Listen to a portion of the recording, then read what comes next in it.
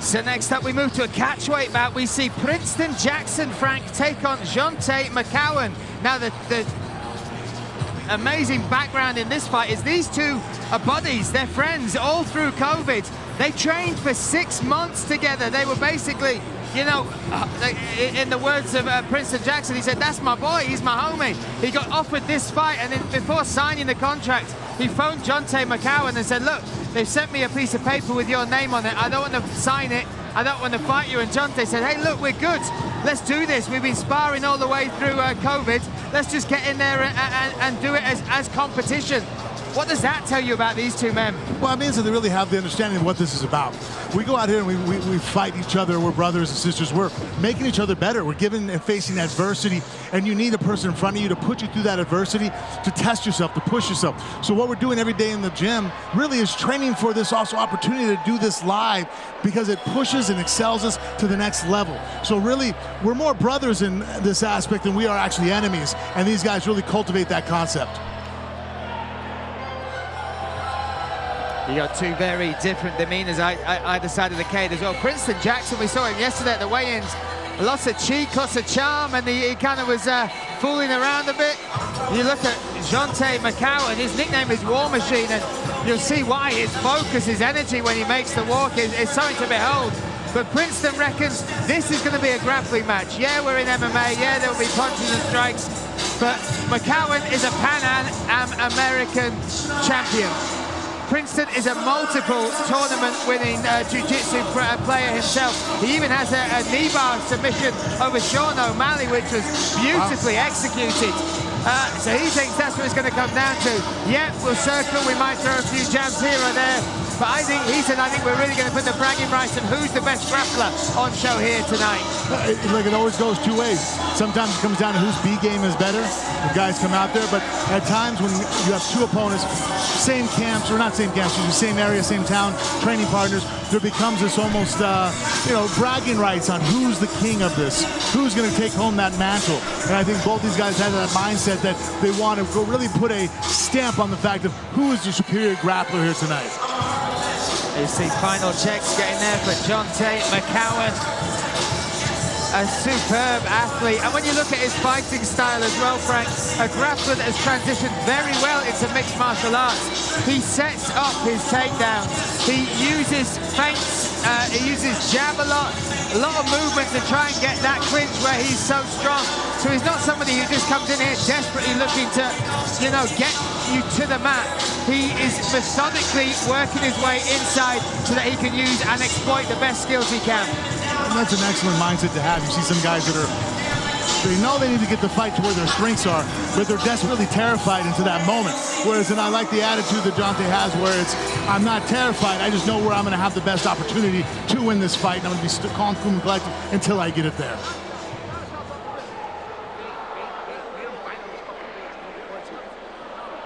Ladies and gentlemen, this bout is 3 rounds and is a 160-pound catchweight bout. Introducing first, fighting out of the blue corner, a mixed martial artist making his professional debut. He weighed in at 160.8 pounds, fighting out of UKF Gym by way of Tempe, Arizona, and representing Team Ortiz, Princeton Jackson.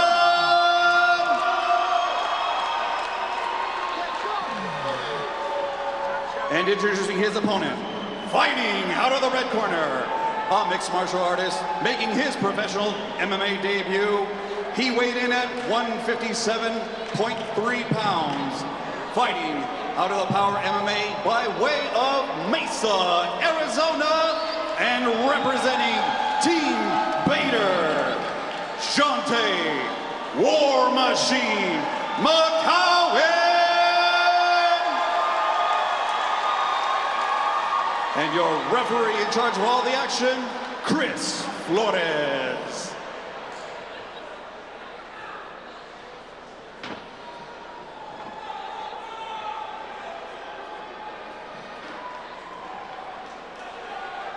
Final instructions given by our referee as we are set and ready for this catchweight bout here at Freedom Fight Night 2. This bout is set at 160 pounds and scheduled for 3 5-minute rounds. In the red corner, we have Jontae War Machine McCowan taking on Princeton Jackson. In the blue corner, red shorts, me, Brian Lacey, alongside Frank McCowan. In the action for you here, Frank and Princeton taking the center of the cage early. Straight in on that takedown attempt. When you're in there, and I don't know if you can speak via experience, Frank, but when you know each other so well, I mean, these have had 6 months of solid training together, round after round in different positions, grappling on a daily basis almost.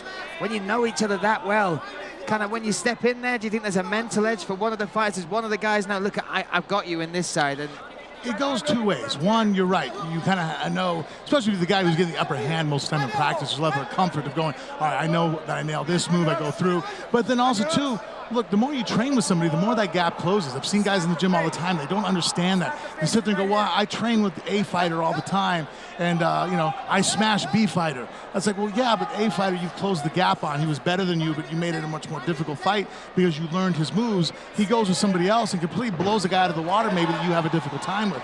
Nice rolling knee bar. Yeah, he loves a knee bar. Like I said, caught Sean O'Malley with that technique. Yeah, Jackson's doing a good job of keeping him off of him, though. Right now, that's, keeping McCowan off of him. Yes, Jackson. It's by hitting the knee bar, being on the bottom. As long as your opponent can't rotate on top of you and build that base, it could be successful. Even if you're not successful with the limb, you want to make sure to see how right now he's got him stretched out. Right now, McCowan's having a hard time building his base up. If McCowan could get his other knee underneath of him and build his hips on top of, that's when this, see those punches? See, now he's building a base, he's grabbing a neck, got his legs under him. That's when going for the knee bar can become dangerous. And the difference between no-gi or especially no point or submission-only grappling that doesn't punish you for it, it's like, well, you know, when we can lay knuckles on somebody, you might not go for that same maneuver. Yeah, you saw there a quick reaction from Princeton on the bottom. Now you have Jontae on his back. And one of the key things for understanding just how high level their grappling is there was Princeton's composure in that position, right, Frank? Yes, because he was stretched out there. He was on a hip. That's not a good sign. That's, you're in danger right now. He's rotating through again. They're a good job of fighting back, keeping good pressure, keeping his hips under him there for McCowan. And looks like he can feed that crossface. If he can get a hold of that tricep, he may not be able to push, Jackson to his back so he can get him to stop attacking that leg. And right now, though, Jackson doing a good job. Used his head there actually to clear the wrist, which just shows again that's smart grappling. People don't realize that their neck, their head, it's a fifth limb. You can use it to establish pressure, create frames, pin things down there. He used it to clear a wrist. Hey, going back to what we talked earlier about the training, and then so there's a familiarity sometimes when you see the same person all the time that can allow for comfort also. That, I see guys all the time in the gym, they train with somebody new, the heart rate goes through the roof. Because it's unfamiliar, it's unknown. Here, all of a sudden, you're facing a guy you've sparred with for 6 months, for a year. There's a comfort level. They're like, oh, I kind of know you. Solid right hand connection there from Princeton Jackson. Oh, a nice over the top left hand as well. Faked the level change, came over the top, and now in on the clinch. Now, that was a nice transition of just good mixed martial arts skills. He made it look like he was going to take a shot, came over the top of the left hand, ended up then going in for a body lock, taking the back. He has the leg reaped over the side, locking up. He can use that to try to feed up. If he can control something on the left side of McCowan, he might be able to pull himself up onto the back, but right now, a nice little mat return. Oh. Works his way nice and now drops. Tries to set that, rolls with Jontae well, but Jontae comes out the back door. Armbar. The threat with the armbar. Wow, what a scramble. He's got to get the other leg over the top. Right now, it's more of a triangle almost. He's pushing hard, but because of the angle, he might have a hard time securing the full armbar. But he could turn this into a triangle attempt. Yeah. He's got a reverse triangle right now if he wants to, but again, beautiful here. Great transition. This is fighting. He's using a lock, a hold, and if McCowan can't get out of this position and keeps eating these shots, this could be very detrimental towards the fight. Yeah, and only 15 seconds now. McCowan looking to survive them. But the scramble, Frank, the scramble. It looked like McCowan had come out the back door, but as he did, Great work from Princeton to lock up that arm. He's going to lock up the Kimuras. He's trying to get under the mat right now. The gloves are making it a little bit difficult. If he had no glove on, he'd have the Kimura already. Wow. Slipping it in there. What a high-level contest we are seeing unfold. And Princeton showing some excellent ingenuity in certain positions there. Creativity there, right? Making things up on the go. So 1 round in the bank. And we have a look back at some of this action. This is early on, Frank. This is the first takedown. Yeah, they just kind of didn't really mask it too much. Was coming in, attacking the legs, and there after his rolling knee bar attempt, you know, McCowan took advantage of it, beat him up a little bit, tried to go through, and there you see his level changing with his head, came over the top of that overhand left, but fed into that body lock that he allowed to use for a mat return, was almost here to take the back, way too high on the top as McCowan was slipping out the back door. He locked up the arm bar. It just, his leg was behind the head instead of in front of the head, but he used that to lock up in a triangle. And the arm bar, McCowan played a really complicated game here. He knew if he would have rolled into and faced him and came on top, he'd have been inside of a triangle, fully locked in. If he kept pulling away too far, he rips his own arm. So he kind of stayed in that middle ground, and then once Jackson realized that's what McCowan was going to play, he just started raining down those really heavy shots with the punches, and really precarious position for McCowan to be in. Great composure for him not to panic and freak out and make a mistake there. Oh, again, the right hand connects with Princeton as we move into round number 2 here, scheduled for 3-5 minutes. Should it go the distance? And in the corner of Princeton Jackson, you've got the UKF gym and also Dragon Snake MMA, and they were very happy with what they saw in the first round. That was a beautiful, again, combination. I love how Jackson uses his level changes. He level changed through a right hand, level changed again, came with an uppercut, and then took the shot to lock down on the hips of Jackson. And McCowan. And McCowan just goes on the defense when he sees the level changes. Kind of the mistake he's making, he's trying to counter shot. So he sits there and he's trying to keep his eyes open and see what's coming. But, you know, Jackson's being too aggressive and coming forward with too many different looks. Sit through, drag for the single. Oh, he caught him with the left as well there, Frank. And Princeton Jackson is so deceptive. You look him at the weigh-ins, he looks like he's almost not taking it seriously. He's like, physically, he's not totally ripped, but he's such an efficient fighter, right? He puts things together well and obviously has power. He's caught a couple of times. Beautiful straight left hand. You're right, he does. It's great power, great creativity. You know, it's almost kind of like he just uses his, he took a bad knee there. And that hurt.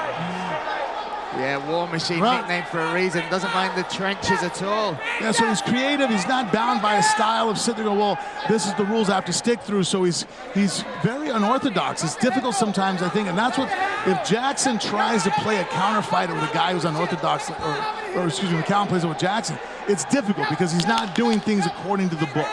So they're weird reads that you have to look at. But that being said, those weird reads are weird for a reason. They leave you open at times, and that's where he ate that really bad knee there from Jackson, is that at times it's not the most efficient way to move. It does leave you open. It does, create problems. That's why there is a classical way to do things, because it's the more efficient way. Yeah, you talk about efficiency as well. That's the first time we've seen Princeton Jackson take really deep breaths there as he went in for that shot, showing signs of fatigue. And we've got to say as well, they're both making their debuts, Frank. 3 minutes and 5 minutes is a world of difference, right? We might think, it's only 120 seconds, but when you're in there going 100%, those 2 minutes really can, affect you badly as far as cardio.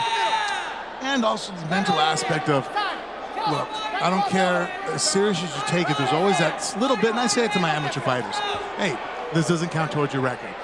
Guess what? I can't say that when you turn pro. Yeah. So it's a little bit more serious. You sit there and go, hey, this is going to count forever. I don't ever get to get rid of this W or this L if it comes. So there's this little bit more added pressure that, like, this is the big leagues now, guys. This is the real one. This counts towards my record. I'm going to carry this for the rest of my life. Amateur records, people forget about. I have no idea what Anderson Silva's amateur record is. He could have lost every fight. I don't know. Pro record, I know, how many set records, Yeah, absolutely. Right now we're watching this round unfold, 1 minute 52nd of round number 2. And a lot of forward pressure from McCowan, but now a response from Princeton Jackson. Well, Jackson's a great thinker. I like that. He sits there and sets things up, He did that leg stomp, oblique kick on the top of the thigh, did it twice, and on the third one, lifted his knee and came with the punch, trying to change and misdirect and set traps there from McCowan. Oh, nice. Oh, slipped out there. Yep. Fatigue is definitely becoming more of a factor for Jackson than it is for McCowan right now. And still some power in the shots of McCowan. Yeah, look at the response. He's still got to respect him. That was a nice low single. Came right into a body lock to the trip. He's able to take the back. Nope. He's on the hips, though, in a great position right now with a minute left. That's what you also need to see from your fighters, right, Frank? As a coach, when there are switches in momentum in the fight, like you can feel the fatigue starting to hit Princeton Jackson, you got to change it, right? Yes. And he did exactly that. It has to come with within. I don't care how much the guy on the side screams. I mean, I've screamed at people. I've been screamed at. If it's not there and you can't flip the switch, it's not there, you know? And right now, though, Jackson doing a good job using his shin. He created a frame with his right leg on the hips of Jackson to go ahead and avoid, you know, being taken down fully. Even though he was on a hip, he blocked it. I mean, hell, if this was, you know, a folk-style wrestling match, I don't know if he would have got two there. And so as far as securing a takedown. But, you know, it looks good in the judges. He did get close, locking it up. He has Jackson now more on his heels. And definitely a moment in the fight, like you're saying, he needed it because he was taking some deep, heavy breaths there. Yeah, mixed it up towards the end of that round. And we are going to see a third round here at Freedom Fight Night 2 between these two friends, now adversaries inside the cage. And what it is, Frank, as well as you know, a spectacular fight to have on this this card, it's a real showing of, you know, different styles, skills, techniques. Very impressed with both these guys. Yeah, I mean, you know, McCowan is more classical as far as and more traditional in his approach, and more of a counter fighter. He's taking advantage of the openings and mistakes that Jackson makes. Jackson's much more fluid and creative, and very, very creative as far as his offense. You know, level changes, stepping forward with his feet, throwing his different punches from different angles, and mixing his takedowns and his strikes together. I would say probably, you know, one of the biggest differences that might be edging him towards more of a decision win right now, if this goes the distance, is that, you know, Jackson's taking the initiative. He's going first. You know, McCowan is waiting for him to make a mistake and cultivate on it. And he has scored his shots. In fact, probably the hardest shot of the fight right now is that knee in the second round that he landed on Jackson. It hurt him, you know. But I don't know if that was enough to turn it around as far as damage being occurred. You know, we have a close fight on our hands, but really it's kind of the tale of what's going on right now is, you know, Jackson's leading and Princeton and McCowan is trying to, you know, find opportunities. And as you said, that Princeton threw up the high kick, caught him. And a three-piece combination. And then when Princeton came in to go ahead and try to do you know, turn this into a striking match, Jackson, very intelligent, changed right down to that low single, fighting it up, trying to get his hands connected on that double now. But great McCowan controlling that wrist so he can't get his hands connected. Oh, he was able to get his hands away from him. Yeah, nice elbows from McCowan there. Oh, and there's the takedown from Princeton Jackson. Single leg, turns the corner. You're right. You know, I mean, again, I saw, you know, Jackson at the weigh-ins.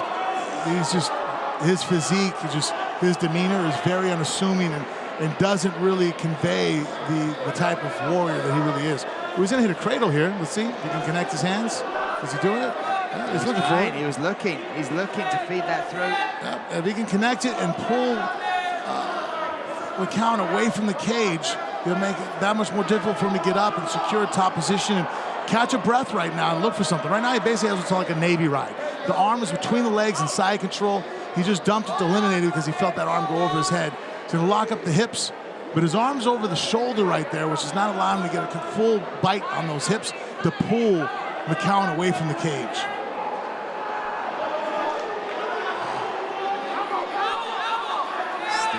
Pressure from Princeton Jackson. There he goes. Just to pull him away. Yep, yanked him away, stepped over now into half guard. And now, right now, this part of the fight, Princeton's trying to pull back full guard, but now they have a bite here of the fight going on with that leg. See right now, Jackson pushing it down, and now their fight's over with as far as McCowan is locked up full guard right now, but honestly, like, you're right, Jackson can't pass his guard. But that might not be the best idea right now because he can't get up to his feet. His feet are off the mat and around someone's waist. That's not an easy design to get up. And so right now your head's pushed against the cage. I would say that was actually a tactical mistake, showing that, you know, this is McCowan's first professional fight He still has a lot to learn about the sport of tactics within the cage. Maybe not so much arm bars, chokes, punches. He understands that high level, but cage strategy. Right then, that wasn't what he should have done. I would have almost let him pass so I can roll to your knees, grab wrist control, build a base, get against the cage, work your way back up. Because right now, on his back, it's very hard to get a submission with your head stuck against the cage because you can't flip your hips left and right. You can't create angles. The top guy is at a huge advantage right now at this point inside the fight, and you gave it to him by connecting your legs around his waist. You can see that exactly what you're pointing out there, that the top guy has the upper hand because they can react to your movement as well, right? They can control you when you want to move. They can make the slide to the back. Yep. And right now, though, he did a good job. See how he abandoned the guard, switched down. Even though it looks like Jackson now has the opportunity to take the back, but now Princeton and McCowan's in the fight. He's able to now try to build a base. He might possibly be able to go ahead and, dump that wizard, that he has, grab wrist control, and just stand up. And we are in deep waters now here, round number 3. Princeton Jackson's base, as far as before he got really into jiu-jitsu submission grappling, was wrestling, Frank. And that is we don't have a program like you have in the US, in the UK. And when you talk about it as a martial art, especially as a young man or woman coming through the ranks, it is like, it's the hardest spot. It's the most cruel, not physically, but mentally as well, right? Oh, yeah, no, definitely. I think wrestling is probably, as far as controlling the position of a fight, in MMA is key. I mean, you'd be remiss to ignore the fact that most of our champions have a strong wrestling background. You have your outliers, you do. You have your Anderson Silvas, your Israel Adesanya's that don't have a wrestling background. Yeah. Oh, head and arm attempt. Oh, he's jumped for that. He's pushed forward. Even if he doesn't get it, though, right now, it's going to be difficult to get that choke with his head against the cage like that. In the frame that McCowan has with his hand on his head, he's keeping that carotid artery open. And where the cage, basically, that's where Jackson needs to jump to. It's going to be difficult. But while you're holding that choke, time's running out, and you're winning. With that being said, 100%, the wrestling, just here you see the position of controls, and then I think it comes down to submissions and knowing how to lock up and choke people out, and striking probably the least, because if you could look at our champions, that's just how it is. I mean, that's why my children, I push wrestling on them. Bella's a national champion wrestler, part of her MMA career. Oh, and a strong finish there from Princeton. Jackson dug deep, Frank, and got the takedown early in that third and final round. Good fight IQ. Again, you meet him outside the cage. He's a joker. He likes to play around. Very lighthearted, lighthearted. But what I saw in there, like you said, there's a true warrior in there, a unique skill set, and also a high fight IQ. Yep, there he started. Beautiful high head kick. Came over the top, a little question mark kick. Angled off his overhands with his uppercuts there. And then when he thinks that McCowan thinks he's in a stand-up fight, Jackson doesn't get greedy, doesn't keep landing strikes, changes it to a takedown, was able to pretty much secure top position almost throughout the whole round to secure out the decision win. I feel it'll go in his favor. And, McCowan was a warrior, fought hard the whole time, looked for his opportunities, but Princeton Jackson was a little bit more technical and just a little too much tonight for him. And now we start to see the showman come out. You see the moves, the dancing there, enjoying the moment.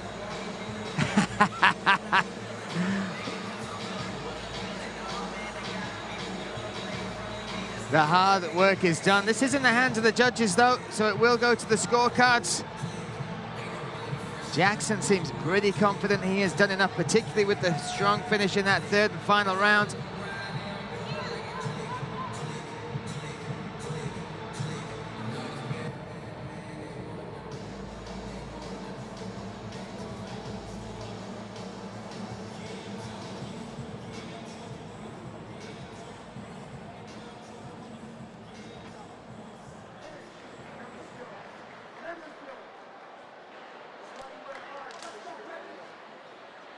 Ladies and gentlemen, after 3 rounds, we go to the judges' scorecard. All 3 judges scored the bout even at 30-27 for your winner by unanimous decision, Princeton Jackson.